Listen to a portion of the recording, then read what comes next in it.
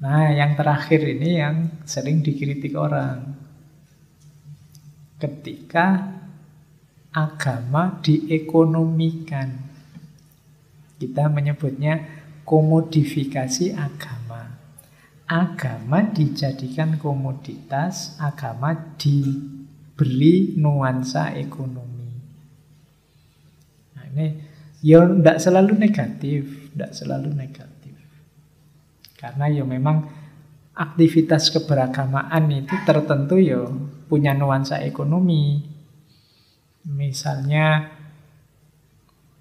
ustadz ngaji direkam, terus rekamannya dijual, itu kan ya ekonomi.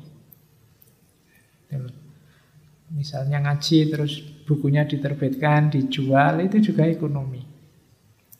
Komodifikasi. Tidak selalu negatif.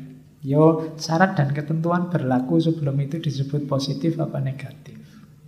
Yo, karena memang ini berjalin hidup. Ekonomi itu tidak bisa orang itu misah-misah. Ini kayak tadi loh, ini ekonomi, ini agama, susah. Karena ini dua-duanya terlibat secara eksistensial dalam hidup kita sehari-hari. Kamu tidak bisa loh misah, Pak, ini hidup saya yang sosial, ini hidup saya yang individual, ya ora iso. Ini nyambung-nyambung semua. Ini yang ekonomi tidak bisa.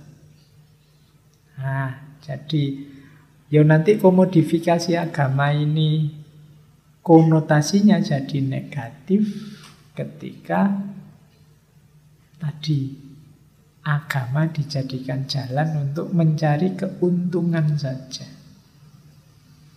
Makanya ada kalimat, ada ayat dalam Al-Quran itu, jangan menjual ayat-ayat Allah dengan harga yang murah. Kenapa? Oh, berarti kalau mahal boleh, Pak. Ya, pikiranmu mesti ke situ. Jadi jangan menjual agama, menukar agama untuk kepentinganmu. Itu kan maksudnya. Jadi kemuliaan agama jangan ditukar dengan kepentingan keuntunganmu yang sesaat. Meskipun itu otomatis implikasi. Contoh paling gampang, misalnya ngaji seperti ini ya. Kalau agama kan menyuruh kita jangan dijual, itu bukan berarti berarti ustadznya nggak boleh dikasih honor, nggak begitu.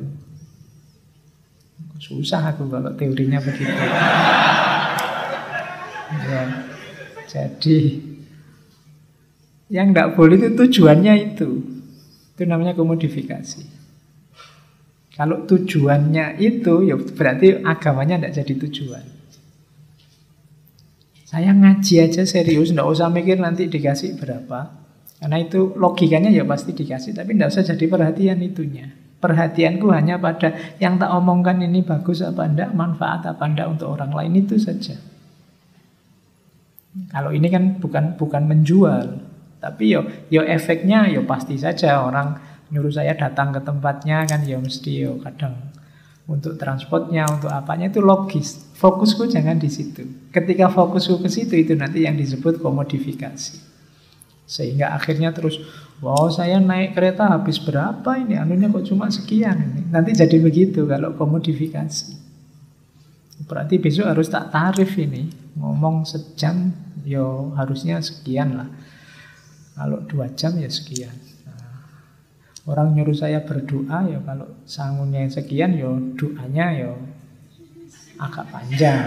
Kalau sangunya sekian doanya pendek aja. Kalau sangunya cuma sekian ya selamat dunia lah. Kalau sangunya sekian selamat dunia akhirat. Misalnya ngono. Nah, itu komodifikasi namanya. Menjual agama. Oke. Tapi ini perlu penjelasan panjang masing-masingnya. Ini cuma framework saja karena nanti intinya kan di Max Weber-nya. Boleh kamu jadikan teori untuk meneliti hubungan agama dan ekonomi. Entah objeknya apa, tapi framework teorinya bisa ini. Bisa independensi, bisa agama mempengaruhi perilaku ekonomi, atau ekonomi mempengaruhi perilaku agama, atau sebenarnya sudah terjadi komodifikasi agama.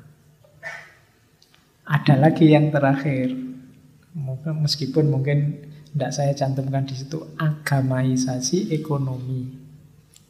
Agamaisasi ekonomi itu berarti orang nyembah ekonomi, mengagamakan ekonomi. Yo, bahasa lainnya menomorsatukan ekonomi dalam hidup. Nah, konotasinya pasti tidak terlalu positif. Jadi intinya ya tidak ada agamanya di situ, yang ada hanya ekonominya.